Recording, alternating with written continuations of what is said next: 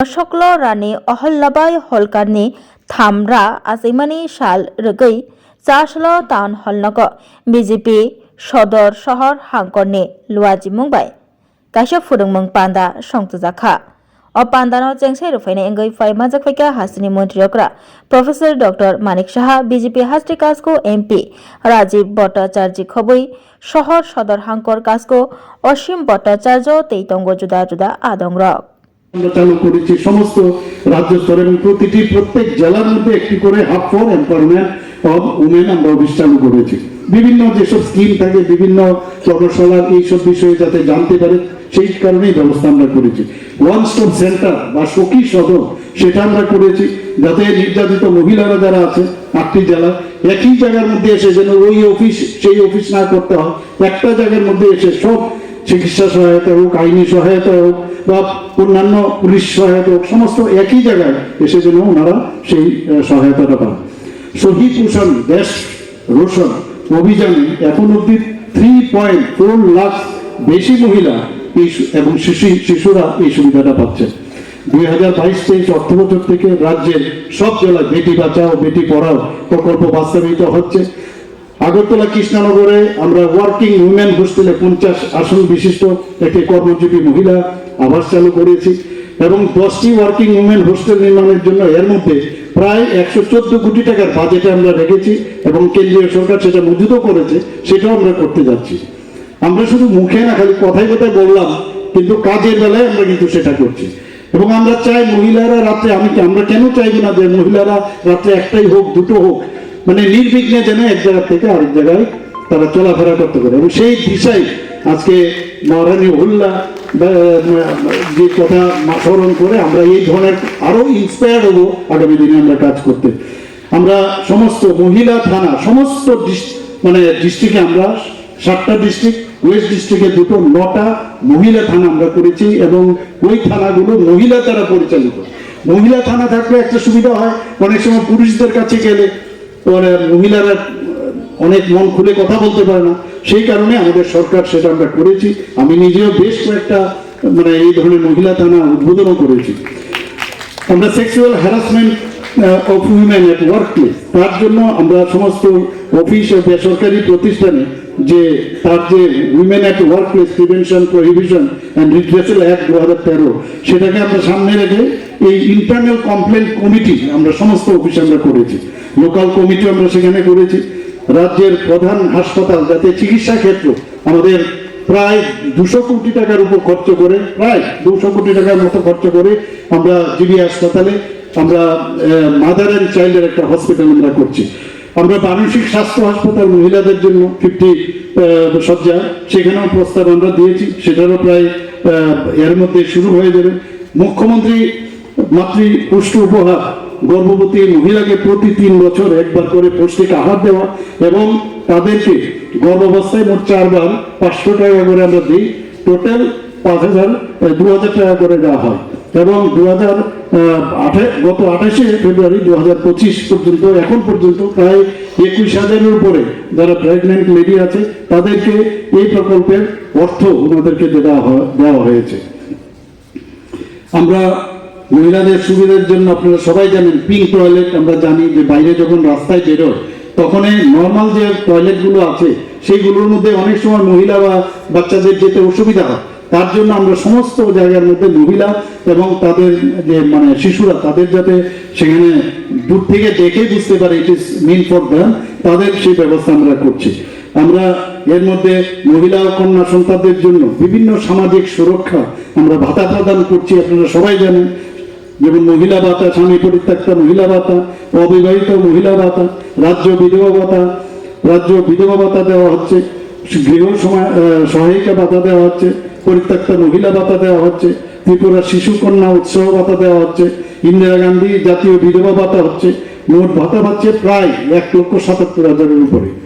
রাজ্যে সবচেয়ে আমরা গর্ববোধ করি এখানে যে ত্রিপুরাতে এখন প্রায় আমাদের যে TRLM এর মাধ্যমে 53,663টি SHG গ্রুপ আছে এবং তাদের টোটাল সংখ্যা আপনারা শুনে খুশি হবেন প্রায় 4,84,000-এর মতো এবং সেখানে এটা হচ্ছে আপনার গ্রামীণ এলাকায় আর শহরে মহিলাদের যে ত্রিপুরা আরবান লাইভলিহুড মিশনে 5,941টি এই এসএইচজি গ্রুপ আছে, সেখানেও প্রায় 63,000-এর উপর মহিলা যুক্ত হয়েছে। শুধু তাই নয়, আমরা এদেরকে যাতে আরো সশক্তিকরণ করতে পারি তার জন্য প্রায় 746 কোটি টাকার ফান্ড দেওয়া হয়েছে।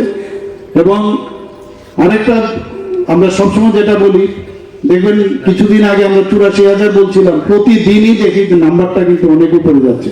রাজ্যে বর্তমানে লাখপতি দিদি রয়েছে 91,871 জন। আপনারা আপনাদের অবগতির জন্য জানাচ্ছি যে ব্যাংক লোনের ক্ষেত্রে 2017-18 আগে যে টাকা দেওয়া হয়েছিল প্রায় 4.95 কোটি টাকা, আর 2018-এর পর আমরা 1,465 কোটি টাকা দিয়ে দেওয়া হয়েছে। প্রধানমন্ত্রী সুরক্ষা বীমা যোজনায় সেখানে যারা দিদিরা আছেন 3.87 লাখ স্বসহায়ক যে দলের দিদিরা আছেন তাদেরকে সেই সুযোগ দেওয়া হচ্ছে। 3.14 লক্ষ দিদি যারা আছেন তাদের জীবন জ্যোতি বীমা যোজনায় সেটা দেওয়া হয়েছে।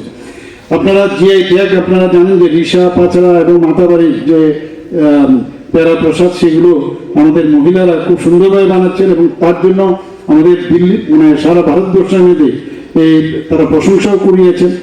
এবং আমরা চাই যে মহিলাদের আরো বেশি যাতে শক্তিশালী হয়, এম্পাওয়ারমেন্ট যাতে হয়, সেই ব্যবস্থা আমাদের সরকারের মাধ্যমে বিভিন্ন স্কিম, অনেক স্কিম আছে, সেগুলো বলে শেষ করা যাবে না। এবং আজকের এই 300তম জন্ম শতবার্ষিকী রানী অহল্যাবাই হোলকারের জীবন ও দর্শন সম্পর্কে এখানে যে আলোচনা হয়েছে, আমি আশা করি সবাই আপনারা এই বিষয়ে আলোচনা করবেন, যার যার নিজ নিজ এলাকায়। সবাইকে এখানে আবার আমি হার্দিক অভিনন্দন ও শুভেচ্ছা জানিয়ে আমাদের শিক্ষা নেওয়া উচিত এবং তার যে কর্ম, আদর্শ এবং নেতৃত্ব নতুন যে যারা আমাদের প্রজন্মরা আছে সেই দিকে তাদেরকে দিশা দেখাবে আমি আশা করি। এবং আমি ওনার সম্পর্কে আজকে যে আলোচনা হয়েছে, আমাদের সমাজের এই আলোচনাগুলো যদি আমাদের এখান থেকে যাওয়ার পরে সবাই মিলে আমরা যাই, অনেক সময় আলোচনা হয় ঠিকই, কিন্তু তবুও আমার মনে হয় মস্তিষ্কের মধ্যে যদি কিছু কয়েকটা থেকে যায়, রাখা যায়, তাহলে মোটা মোটা জিনিসগুলো থাকলে মানুষের প্রতি সহনশীল হওয়া, মানুষের একটা মানে হিউম্যান টাচ যদি থাকে, তাহলে আমার মনে হয় যথার্থভাবে ওনাকে আমরা সম্মান দিতে পারবো। সেগুলো আমাদের সবাই করা উচিত। এখানে শুধু আজকে আমাদের সদর আরবান ডিস্ট্রিক্টে যাতে এটা সীমাবদ্ধ না থাকে, সব জায়গায় বসে বসে আমাদের কথা বলা উচিত। আমরা দেখেছি অন্যান্য পার্টির কিছু কিছু পার্টির আছে, সারাক্ষণ ওদের যে ক্যাডারগুলো আছে বা ওদের যে কার্যকর্তারা আছে, ওরা কিন্তু পলিটিক্স বা রাজনীতি এবং তাদের যে ফিলোসফি সেই নিয়ে কথা বলে।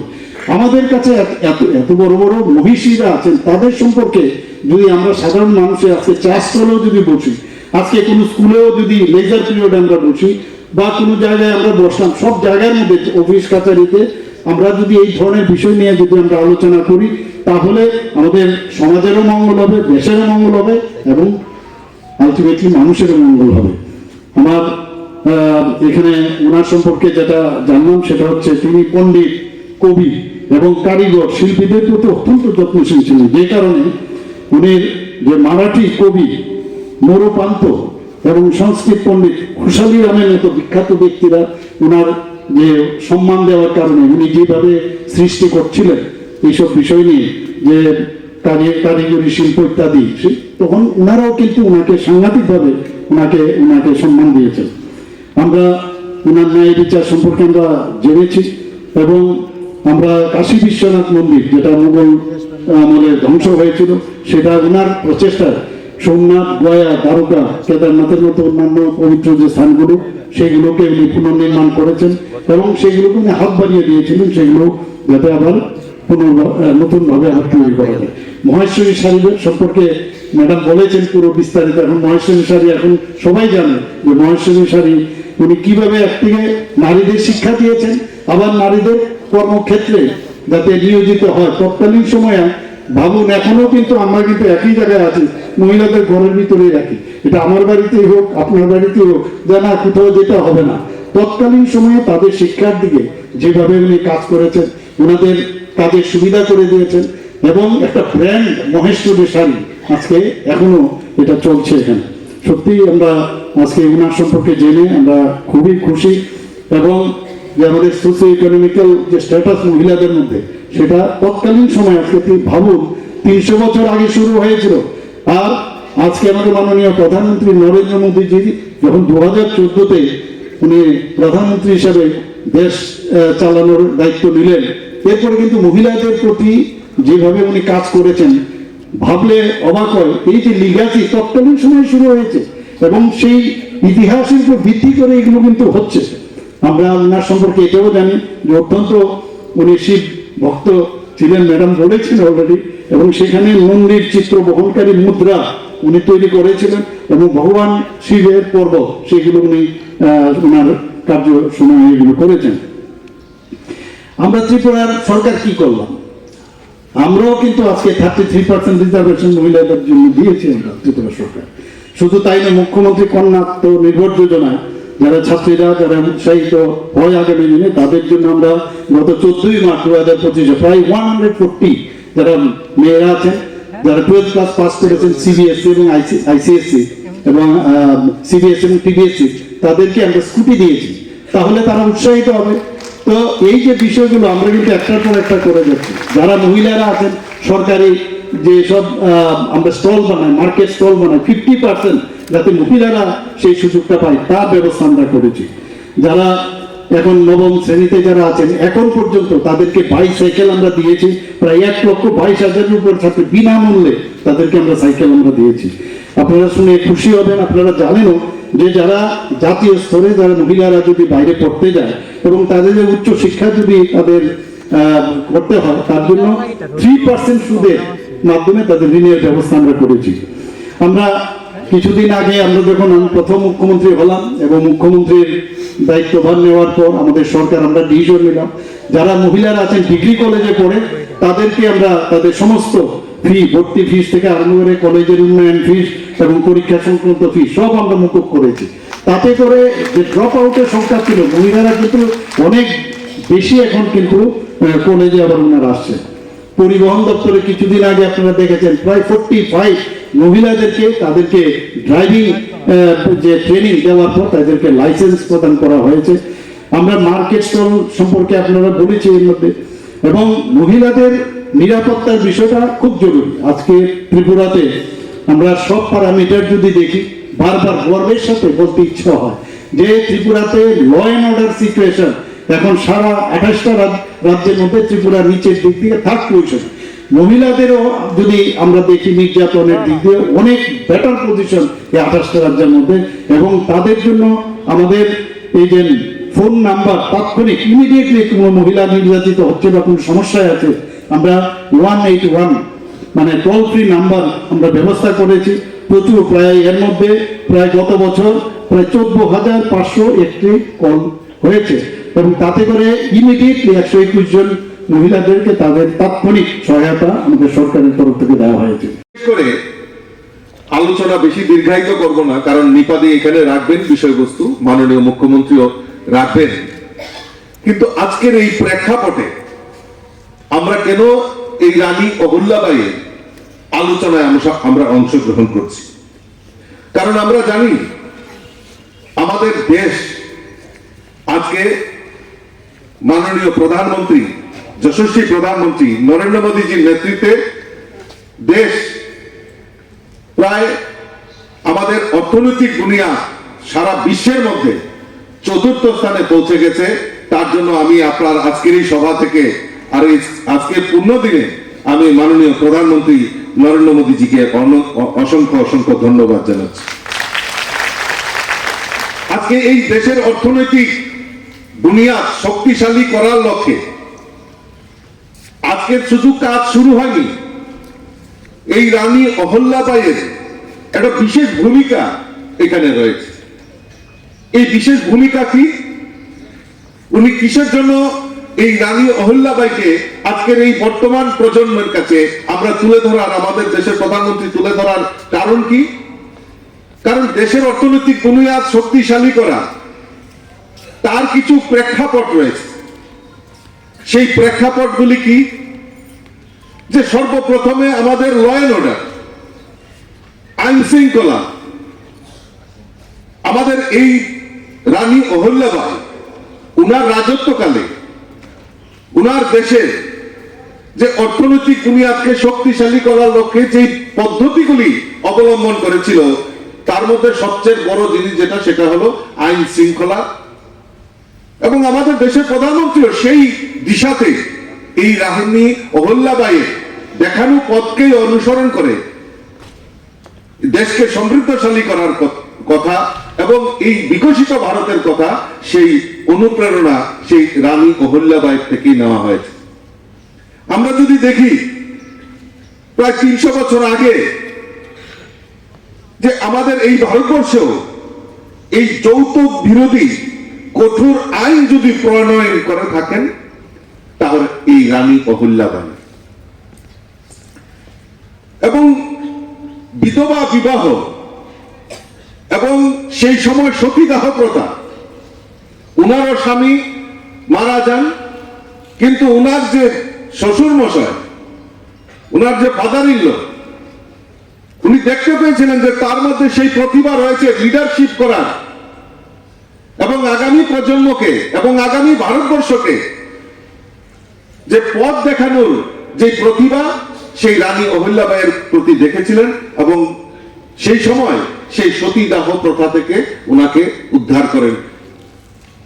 এবং এই সতীদাহ প্রথা নিয়ে বিভিন্ন সময়ে উনি আন্দোলন করেছেন এবং ভিক্ষাবৃত্তি নিষিদ্ধ, কর্মচারীদের প্রতি ন্যায্য আচরণ, এই সমস্ত কাজ আমাদের রানী অহল্যাবাই সেই 300 বছর আগে থেকে সেই কাজ শুরু করেছিলেন সমাজকে সুধারণের জন্য। এবং মহিলাদের পার্টিসিপেশন, আমরা জানি আমাদের দেশের প্রধানমন্ত্রী নরেন্দ্র মোদীজি যে মাতৃশক্তিকে আত্মনির্ভর করা এবং 33% রিজার্ভেশন, মহিলাদের বিভিন্ন ইস্যুতে, আজকে আমরা যদি দেখি মোদীজির এই কারিকালে 11 বছর পূর্তি হচ্ছে 9 জুন থেকে, 9 জুনে আমাদের মোদীজির 11 বছর পূর্তি হবে। উনার যে কাজগুলি আমরা যদি দেখি, অ্যাচিভমেন্টগুলি যদি দেখি, তার মধ্যে মহিলাদের জন্য, এই মহিলাদের আত্মনির্ভর করার জন্য মাননীয় প্রধানমন্ত্রী বিভিন্ন পদক্ষেপ নিয়েছে। আর ওই রানী অহল্যাবাইয়ের সেই দেখানো পথকে অনুসরণ করে সেটা নেওয়া হয়েছে। মহিলাদের সামরিক ক্ষেত্রে পার্টিসিপেশন, যুদ্ধক্ষেত্রে পার্টিসিপেশন, মহিলারা ব্যবসায়িক ক্ষেত্রে পার্টিসিপেশন, মহিলারা পলিটিক্যাল ক্ষেত্রে তাদের পার্টিসিপেশন, সেই কাজ যদি শুরু হয়ে থাকে তাহলে তার শুরুয়াত করেছিল রানী অহল্যাবাই। তার জন্য আজকে আমরা ওনাকে স্মরণ করার জন্য আমরা এখানে উপস্থিত হয়েছি। বন্ধুগণ, আমরা জানি যে এই সমাজ পরিবর্তন করা আমাদের দেশের প্রধানমন্ত্রী, তৎসঙ্গে আমাদের রাজ্যের মাননীয় মুখ্যমন্ত্রী একটা কথাই বারবার আমাদের সামনে রাখেন যে সমাজকে পরিবর্তন করতে হবে। আমরা ক্ষমতার পরিবর্তন করতে পারি, কিন্তু মূল লক্ষ্য হলো, আমাদের সরকারের মূল লক্ষ্য হলো এই সমাজকে পরিবর্তন করা। আর বিকশিত ভারত, বিকশিত ত্রিপুরা, তার নির্মাণের লক্ষ্যে আমাদের এই সমাজকে পরিবর্তন করা, সেটা আমাদের মূল লক্ষ্য। আর সেই সরকার সেই দৃষ্টিকোণ নিয়ে কাজ করছে। আজকে এই রানী অহল্যাবাইয়ের যে আমরা যে জন্মদিন পালন করছি, এই পূর্ণ দিনে আমি উনাকে অনেক অনেক শ্রদ্ধা নিবেদন করছি এবং উনার দেখানো পথকে অনুসরণ করে আমাদের ভারতবর্ষ সেই বিকশিত জায়গায় এবং আমাদের এই ত্রিপুরা রাজ্য সেই বিকশিত জায়গায় পৌঁছে যাচ্ছে। আমি যদি দেখি উনার আজকে যে যোগাযোগ ব্যবস্থা, আজকে ন্যাশনাল হাইওয়ে আমাদের ত্রিপুরা রাজ্য নির্মাণ হচ্ছে, আজকে সমগ্র ভারতবর্ষে যে আজকে 4র্থ স্থানে আমরা পৌঁছে গেছি, তার যে দিকগুলি, তার মধ্যে এই বিকশিত ভারতের দিকগুলির মধ্যে যেটা আমি বললাম প্রথমে, ল এন্ড অর্ডার, আইন শৃঙ্খলা, নো কম্প্রোমাইজ, কোনো কম্প্রোমাইজ নাই। যারা উগ্রপন্থার সঙ্গে জড়িত, আমরা ধন্যবাদ জানাই আমাদের দেশের প্রধানমন্ত্রীকে, তাদের কাছে কোনো মাথা নত নয়। এবং আমরা এই অপারেশন সিন্দুর আমরা দেখেছি, যার মধ্যে আমাদের ভারতবর্ষের ভারতীয় নাগরিকদের, আমাদের যে ভারতবর্ষের জনগণ রয়েছে, তাদের আকাঙ্ক্ষা এবং তাদের যে মান উঁচা করে দিয়েছেন আমাদের দেশের যশস্বী প্রধানমন্ত্রী নরেন্দ্র মোদীজি। সেই ল এন্ড অর্ডার, আইন শৃঙ্খলা, আমাদের রাজ্য মাননীয় মুখ্যমন্ত্রী কিছুক্ষণ আগে একটা ইনভেস্টার সামিট, আপনারা জানেন গত 23 এবং 24 মে দিল্লিতে অষ্টলক্ষ্মীদের অর্থাৎ এই 8টি রাজ্য, উত্তর পূর্বাঞ্চলের 8টি রাজ্যের সম্মেলন সেখানে ভারত মণ্ডপে দিল্লিতে অনুষ্ঠিত হয়েছে। মাননীয় মুখ্যমন্ত্রী সেখানে উপস্থিত ছিলেন, আমারও সৌভাগ্য হয়েছে সেখানে উপস্থিত থাকা। আপনারা বিশ্বাস করতে পারবেন না যে উত্তর পূর্বাঞ্চলের যত 30,000 কোটি টাকার বিনিয়োগের জন্য বিভিন্ন সংস্থা এগিয়েছে, তার মধ্যে 50% এই ত্রিপুরার জন্য বরাদ্দ হয়েছে। তার একটাই কারণ, এটা হলো আমাদের ল এন্ড অর্ডার। মাননীয় মুখ্যমন্ত্রী কিছুক্ষণ আগে যারা ইনভেস্টর তাদের সঙ্গে আগরতলা পোলো টাওয়ারে কিছুক্ষণ আগে মিটিং সেরে এখানে উপস্থিত হয়েছেন। মাননীয় মুখ্যমন্ত্রী বললেন প্রায় 50 জন অলরেডি এসে গেছেন, আরো আসবেন। কেন আসবেন ত্রিপুরাতে? কারণ ত্রিপুরার আইন শৃঙ্খলা, পরিকাঠামো উন্নয়ন সেটা আছে বলেই আজকে যারা ইনভেস্টার তারা তো এমনিতে আসবে না, তাদেরও তো ইনভেস্ট করে, তাদেরও তো প্রফিট নিয়ে যেতে হবে। এই বিনিয়োগ যদি হয় তাহলে কার উন্নয়ন হবে? এই ত্রিপুরা রাজ্যের জনগণের উন্নয়ন হবে, ত্রিপুরা রাজ্যের উন্নয়ন হবে। সেই লক্ষ্যে আমাদের সরকার কাজ করছে। আর তার অনুপ্রেরণাকে আমাদের এই পূর্ণ শ্লোকা রানী অহল্যাবাইয়ের দেখানো পথকে অনুসরণ করে। আজকে মোদিজিও, আজকে যোগাযোগ ব্যবস্থা আপনারা কল্পনা করতে পারেন যে সেই সময় রানী অহল্যাবাইয়ের সময় উনি 12 জ্যোতির্লিঙ্গ যেটা রয়েছে, যেখানে বিভিন্ন সময়ে আমাদের ভারতবর্ষে বিভিন্ন কৌশলীরা আমাদের এই ভারতবর্ষের পূর্ণ ভূমিকে, অর্থাৎ এই আধ্যাত্মিক ভূমিকে বারবার আঘাত করেছে, তাকে পুনরুদ্ধারের কাজ আমাদের রানী অহল্যাবাই করেছেন। এবং উনি সেই সময় আপনারা চিন্তা করে দেখুন যে 16 কোটি টাকা ব্যক্তিগত সম্পত্তি দিয়ে এই 12 জ্যোতির্লিঙ্গ নির্মাণ করার জন্য রানী অহল্যাবাই কাজ করেছেন। পশ্চিমবাংলা থেকে কাশী পর্যন্ত রাস্তা নির্মাণ কে করেছেন? রানী অহল্যাবাই করেছেন। কাজেই আমি আমার আলোচনা বেশি দীর্ঘায়িত করছি না, কারণ এখানে নিপাদি রয়েছেন, মাননীয় মুখ্যমন্ত্রী রয়েছেন, ওনারা আলোচনা করবেন। আমি শুধু এইটুকু আপনাদের কাছে আবেদন রাখি যে আজকে এই প্রেক্ষাপটে রানী অহল্যাবাইকে আমরা স্মরণ করছি? মোদীজি কেন বারবার এই রানী অহল্যাবাইয়ের কথা বলছেন? কারণ আমাদের ভারতীয় সংস্কৃতি, ভারতীয় পরম্পরা যদি বিদ্যমান রাখেন, সেই আজকের নয়, আজকের ইতিহাস নয়, সেই 300 বছর আগে যিনি আমাদের এই রানী জন্মগ্রহণ করেছিলেন, উনার কর্ম পদ্ধতি, আমাদের ভারতীয় কৃষ্টি সংস্কৃতি, আমাদের ভারতীয় যে চিন্তা ভাবনা, সেইটাকে বহিঃপ্রকাশ করে থাকেন আমাদের এই রানী অহল্যাবাই। সেটা সমাজের কাছে এবং আজকের যে প্রজন্ম তাদের কাছে নতুন ভাবে রাখা হচ্ছে। কারণ আমরা যখন ইতিহাস পড়ি, সেই মুঘল, বাবর, আকবর আমাদেরকে পড়ানো হতো, নতুবা পড়ানো হতো ক্যাপিটালিজম, সোশ্যালিজম, কমিউনিজম, এগুলি আমাদেরকে পড়ানো হতো। কিন্তু এই যে ভারতীয় যে সংস্কৃতি, ভারতীয় যে মুনি ঋষি, তাদের কথা আমাদের কাছ থেকে দূরে রাখা হয়েছিল। তা আমি চাই এই রানী আমাদের অহল্যাবাইয়ের পূর্ণ শ্লোকা রানী অহল্যাবাইয়ের জীবনী সম্পর্কে আমাদের জানা এবং আমাদের আগামী প্রজন্মকে এই ভারতীয়ত্ব বোধ এবং ন্যাশনালিজম সেটাকে বেশি জাগ্রত করা। তার জন্যই আমরা এই রানী অহল্যাবাইয়ের আজকে আমরা 300 বছর জন্ম জয়ন্তী উপলক্ষে এই আলোচনা এখানে রাখা হয়েছে। আমাদের বিভিন্ন স্তরে, আমরা আমাদের মন্ডল স্তরে, জেলা স্তরে এবং আমাদের যারা বুদ্ধিজীবীরা রয়েছেন বিভিন্ন সময়ে আমরা এই আলোচনা রেখেছি। আমার মনে হয় আগামী দিন আরো ব্যাপক হারে এই পূর্ণ লক্ষ্মী রানী অহল্যাবাইয়ের জীবনী সম্পর্কে আগামী প্রজন্ম সেই কৃষ্টি সংস্কৃতি, আমাদের ধারক বাহক, আমাদের মনে ঋষিদের কথা চিন্তা ভাবনা করে আমাদের ভারতীয়ত্ব বোধ জাগ্রত করার জন্য এই সমাজকে আরো সহায়ক হবে বলে আমি মনে করি। আমি আমার আলোচনা দীর্ঘায়িত না করে সকলকে আবার